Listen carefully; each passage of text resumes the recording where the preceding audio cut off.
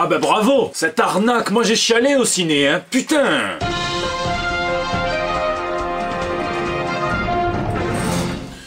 Monsieur Stark, je me sens pas bien, il se passe quoi?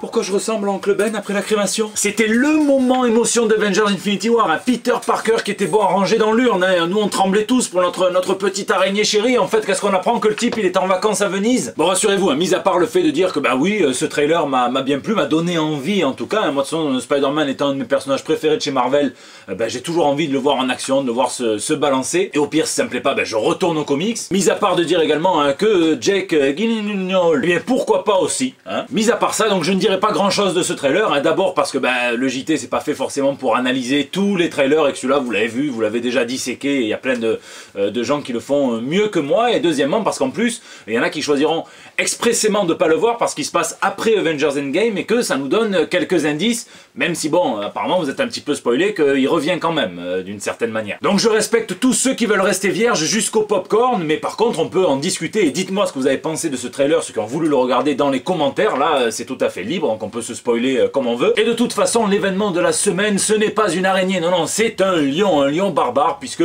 nous sommes le mercredi 16 janvier et à midi hein, c'est le lancement de la campagne Ulule de Bruno Bessadi. Bruno Bessadi, le dessinateur de talent, hein, il a fait Zorn et Diana chez Delcourt, il a fait Badass chez Delcourt aussi, qui a été édité aux États-Unis chez Dynamite. Il est en train de travailler pour Glénat Comics sur un titre qui s'appelle Amazing Grace, et donc il a deux passions dans sa vie, hein, Conan le barbare, le film de 82, et l'anthropomorphisme. Justement, il avait fait tout un Inktober où il faisait Conan le barbare en version anthropomorphique, le lion barbare. Il propose donc un sketchbook de 48 pages, donc les 31 dessins d'Inktober, plus des inédits, et croyez-moi, j'ai vu les stretch goals et il me tarde que cette campagne arrive à beaucoup de pourcents. Je vous mets évidemment le lien dans la description, ça commence à 15 €, le pack de base, donc le livre, vos noms dans les remerciements. Il y a des packs où vous avez des dessins originaux, donc une dédicace, vous avez les originaux du Inktober, ça va même jusqu'à un pack Chrome hein, qui coûte 3000 € et il vous fait votre propre Inktober, et pendant tout un mois il est à votre service entre guillemets. Croyez-moi, je vais aller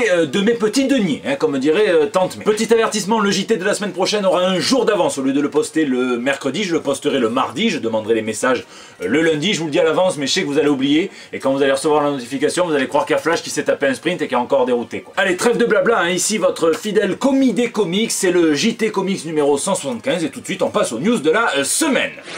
Batmobile. C'est la nouvelle insolite de la semaine. Warner Bros et Intel s'associent pour concevoir donc la voiture autonome du futur, et plutôt que de choisir la Spider-Mobile, ils ont préféré transformer une BMW en un semblant de Batmobile. Bon, bah pourquoi? Peut-être c'est parce que Batman il part pas à Venise lui. Pouvoir, responsabilité, glace à la crème. Donc quand vous rentrez dans l'habitacle de cette bagnole équipée d'un écran plat, d'un projecteur, de plein d'appareils portables, une tablette, d'un son de ouf, de lumière, d'ambiance, on se retrouve dans une rêve partie 2.0, et bien c'est Alfred hein, qui vous accueille en tant que ordinateur de bord. C'est la classe. Vous pouvez vous mater des films, là évidemment c'était Aquaman, et puis hop, si par hasard il y a une route qui est bloquée, Alfred vous prévient, il vous propose d'en choisir une autre, pas de souci à se faire. Et le truc idéal c'est que tu peux même lire hein, puisque ce bêta-testeur s'envoie par exemple un petit Batman Silence donc sur l'écran plat de la bagnole. Là ils m'ont eu, Bon après ça va sûrement coûter plusieurs dizaines de milliers d'euros cette affaire, hein. Moi pour 30 € par mois j'ai la même expérience, hein. Tous les jours hop en allant travailler, je prends un tramway, hop, je sors mon comics, je me mets à lire, et bienvenue dans le turfu. Déchéance. Après les voitures qui se conduisent tout seuls, les hommes qui se conduisent à leur propre perte, un accident de parcours, celui de Francesco Mattina, qui aurait pu éviter ça hein, s'il avait choisi une autre route. Il est accusé par l'artiste Walter O'Neill III d'avoir tout simplement volé hein, ce design qu'il avait fait pour Sideshow à l'époque, hein, pour faire eh bien, la variante cover du Batman Who Laughs numéro 2, hein, donc, qui met en scène le Batman Who Shoots, donc le Punisher de chez DC Comics, de l'univers donc Batman Metal. Et Mattina a pris cette comparaison très au sérieux puisqu'il est allé déterrer ce Punisher de O'Neill et qu'il a pompé la pose, et surtout le plus chiant, et c'est texto, hein, les armes, donc en les photoshopant un petit peu vulgairement. Pour dissiper les doutes, l'artiste le prouve avec des gros plans, vous voyez. Mais malheureusement c'est pas la première fois qu'il fait ça, hein. Regardez cette variante cover donc de Mary Jane Venomisée qu'il a volé à l'artiste sud-coréen Lee Ji-young, simplement en la retournant en espérant que ça se voit pas trop. Hein. Il y a même des fois où il est aussi con que l'élève qui recopie le nom et le prénom sur le devoir du voisin d'à côté, hein, puisque lorsqu'il vole la Dark Phoenix de Ian McDonald pour en faire une version vénomisée, ben, il s'emmerde même pas à la retourner, à la redimensionner, il va même jusqu'à garder les mêmes coups de pinceau que vous pouvez voir dessous son sein droit. Alex Ross se fait même doublement pomper, hein. Tout d'abord ce bout de cap qu'il a volé à une lithographie de Batman que l'artiste a réalisé il y a quelques temps, et le deuxième truc c'est plus vicieux, hein. C'est toute la pose qui est récupérée d'une commission qu'il avait réalisé un fan, donc c'est plus dur à retracer ça. Alors Francesco Mattina ne s'est pas encore exprimé, hein. Je sais pas pourquoi il fait ça, si c'est par manque de talent, si c'est pour gagner du temps, pour gagner plus d'oseille, pour répondre aux deadlines qui sont complètement folles de tous les éditeurs, j'en sais rien. Évidemment c'est pas le seul artiste à travailler en digital et avec des références, mais là c'est pas des références photos, hein. Là il pompe littéralement le travail de ses collègues. Il y a Greg Land qui travaille beaucoup à partir de références photos, et vous pouvez retrouver texto, hein, des bouts de films ou des couvertures de magazines dans ses planches. Mais là il faut absolument que les éditeurs fassent front et qu'ils s'emparent de la problématique pour éviter que ça ne se reproduise, hein. Au moins Walter Flanagan, ses dessins ils sont dégueulasses, mais c'est les siens. Thanos 2018. Il a beau avoir été la personnalité de 2018 hein, entre Avengers Infinity War et surtout le fait que le comics, le gant de l'infini soit celui qui s'est le plus vendu en format relié en 2018, il semblerait que la popularité de Thanos ne soit pas près de baisser en 2019. Il est partout, hein. En avril on va avoir droit à une mini-série qui va raconter les origines de sa rencontre et de sa relation avec Gamora, et donc qui sera scénarisée par Tiny Howard et illustrée par l'excellent Ariel Olivetti. On a pu le voir faire disparaître presque tous les Simpsons à l'occasion d'un de leurs fameux couch gags qui est à regarder jusqu'au bout, et il est même au centre d'une campagne de prévention de sécurité routière assez violente hein, de la part de la police indienne, qui montre donc cette image avec la pierre de vision qui serait le permis de conduire, Vision qui serait un conducteur ivre, en même temps avec ses joues et ce nez rougeâtre, fallait s'en douter, et la légende qui dit votre permis peut vous être retiré en un claquement de doigts si vous conduisez alcoolisé, ou pire, vous pourriez avoir un accident qui mettrait fin au jeu. Endgame. Bravo les Indiens, mais nous en France, la police fait mieux, puisque dans les canons qu'ils servent, eh bien on sait qu'il n'y a que de l'eau.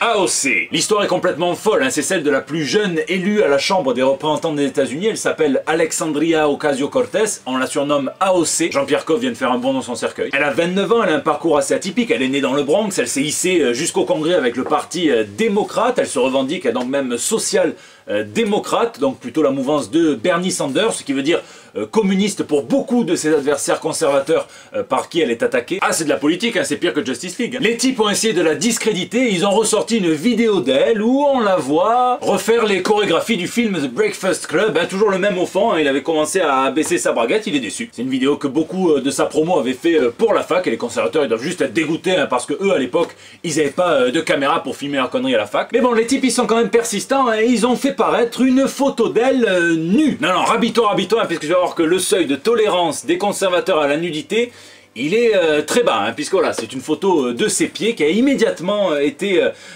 examinée sous tous les angles par un site de fétichistes de pieds qui s'appelle Wikifit.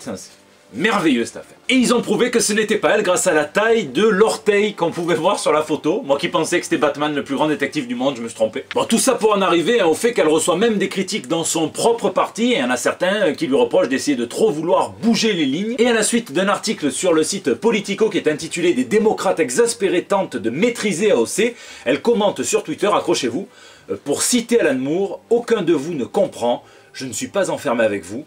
C'est vous qui êtes enfermé avec moi. » Traduction de manchette et de headline. Voilà, donc ça cite du Watchmen Paper, hein, ça affole 2-3 types qui pensent que Rorschach est un modèle à suivre dans la vie, et surtout qu'Alan Moore est un pur fan de Reagan.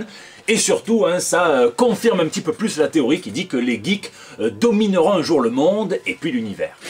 Rafale de news! Elle avait fait la polémique en postant simplement une photo d'elle en train de prendre un petit milkshake entre potes. On l'avait accusé de la décadence des comics Marvel, de la société et du trou dans la couche d'ozone. La responsable éditoriale Heather Antos travaille désormais pour l'éditeur Valiant, qui ne cesse de faire des belles prises. Hein. Niveau mercato, ils sont au top, puisqu'ils récupèrent aussi hein, l'excellent espagnol Fernando Daniño sur un comics qui s'intitulera Killers et qui sera scénarisé par Moore, Clay B. Moore. Voilà. Bon mercato pour Marvel hein, qui récupère l'artiste John McCrea hein, qui arrive sur le Uncanny X-Men. Hein, il arrive sur le titre au numéro 11 en espérant que ça soit juste le temps hein, de régler toutes les couilles juridiques hein, avec le titre Dead Rabbit qui était très prometteur et dont je vais absolument lire la suite. Une bonne nouvelle à celui à qui on doit entre autres hein, les covers de Preacher, l'artiste anglais Glenn Fabry qui avait dû payer un coup à boire au médecin avant le diagnostic hein, puisque ce qu'on croyait être un cancer est en fait simplement entre guillemets avec une tuberculose. Mais l'autre bonne nouvelle c'est que cette tuberculose est en rémission donc c'est cool et quelque chose me dit que Glenn Fabry il va arroser ça. Bon, et deux mauvaises nouvelles par contre, hein, la mort d'un artiste iconique de 2000 AD et de Judge Dredd qui s'appelait Ron Smith et celle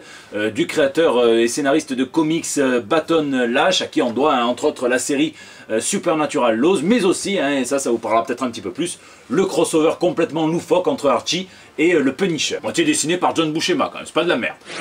Tiens, lundi dernier, on a enregistré le tout premier Sculpture au point, l'émission Sculpture et Pop Culture avec les poteaux de Nous Sommes des Héros en simultané sur ma chaîne YouTube et sur leur chaîne Twitch. Vous pouvez retrouver la rediffusion du live, il y a même deux liens du coup, et vous pouvez voir Maxime, donc le forgeron légendaire sculpté sur un cornichon puisque c'était consacré à Rick et Morty. Et jeudi, j'enregistre un podcast qui sortira dimanche, le Dur de la Feuille, qui est présenté par mon poteau Alexandre Sauzet, et je serai invité avec deux poteaux aussi, Yann Valani, que vous avez kiffé hein, quand il analysait les planches de Marc Bagley dans la Comic Academy et Bruno Bessadi hein, qui nous parlera de Conan d'ailleurs hein, qui lance son Ulule et j'espère qu'il paiera l'ISF même s'il a été supprimé. Enfin, bon. Ce qui est cool c'est que vous pouvez nous poser vos questions avant le début de l'émission et pour ça je vous mets le lien du Curious Cat dans la description, n'hésitez pas, lâchez-vous. Lisez, lisez et lisez, moi cette semaine je lis du Conan, le seul Conan qui soit, le Conan de Robert E. Howard que j'avais jamais lu en VO. Du coup c'est marrant de se replonger dans ce monde qui oppose deux types de violence, à la violence de la civilisation et la violence de la barbarie. C'est la fin de ce JT, j'espère qu'il vous a plu, n'hésitez pas à réagir dans les commentaires sur YouTube, sur les réseaux sociaux, sur Facebook, sur Twitter, sur Instagram, vous pouvez aussi me laisser vos petits messages. Vous êtes de plus en plus nombreux à m'en envoyer, à mettre des pouces bleus,